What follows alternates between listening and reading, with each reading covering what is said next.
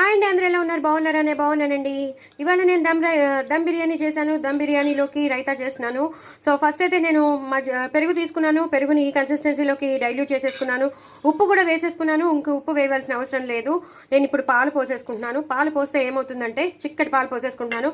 ఏమవుతుందంటే పులుపు పడకుండా ఉంటుంది, సాయంత్రానికి కూడా ఫ్రెష్గానే ఉంటుంది. సో పుదీనా లేదని పుదీనా మిగతావి ఏమీ లేకపోతే కూడా పర్లేదండి. మనం ఈ జీలకర్ర ధనియాలు ఆ పౌడర్ ఉంటుంది కదా, మిరియాలు ఎండుమిరపకాయలు వేసి పౌడర్ ఉంటుంది, ఆ పౌడర్ వేసేసుకోవచ్చు. సో మసాలా వేసినట్టు ఉంటుంది. ఇంకా వేరే ఏం వేయకపోయినా పర్లేదు. నేను పచ్చిమిరపకాయలు వేసేసినాను, అలాగే ఉల్లిపాయలు వేసేసినాను, సన్నగా తరిగిన ఉల్లిపాయలు వేసేసినాను, అలాగే టమాటోలు వేసేసినాను. ఇంకా ఏమి పుదీనా ఒకవేళ లేకపోయినా పర్వాలేదు, కొత్తిమీర లేకపోయినా పర్లేదు. బట్ నా దగ్గర అయితే పుదీనా లేదు కాబట్టి నేను పుదీనా వేయట్లేదు. నేను కొత్తిమీర కూడా వేసేసాను. సో అన్నీ వేసేసానండి. హ్యాపీగా ఇలా కలిపేసుకోవడమే అయిపోయింది. మనకి కావాల్సిన జీరా పొడి, ధనియాల పొడితో చేసిన జీరా రైతా సూపర్ ఉంటుంది. సూపర్. ఇంకొంచెం కూడా వేసుకోవచ్చండి. చాలా చాలా మంచి టేస్ట్ వస్తుంది. మిరియాలు ఉన్నాయి, ధనియాలు ఉన్నాయి, జీలకర్ర ఉన్నాయి, ఎండుమిరపకాయలు ఉన్నాయి.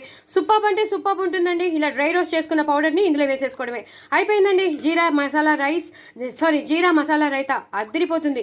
ఎప్పుడైనా మీరు చేసుకున్నారా? మరి చేసుకోలేదా? మరి చేసేసుకోండి. తొందరగా చేసేసుకుని ఇలా పిల్లలకి పెట్టేయండి. మీరు కూడా దమ్ బిర్యానీలో నంచుకుని తినేసేయండి. ఇది చాలా కొత్త రైతా అండి. నిజం చెప్తున్నాను, చాలా చాలా టేస్టీగా ఉంటుంది. ఏం లేకపోయినా సరే ఈ పౌడర్ ఒకటి వేసేసుకోండి, రైతా అయిపోయినట్టే. ఉల్లిపాయలు, పచ్చిమిరపకాయలు, కొత్తిమీర, టమాటో ముక్కలు వేసేస్తే సరే.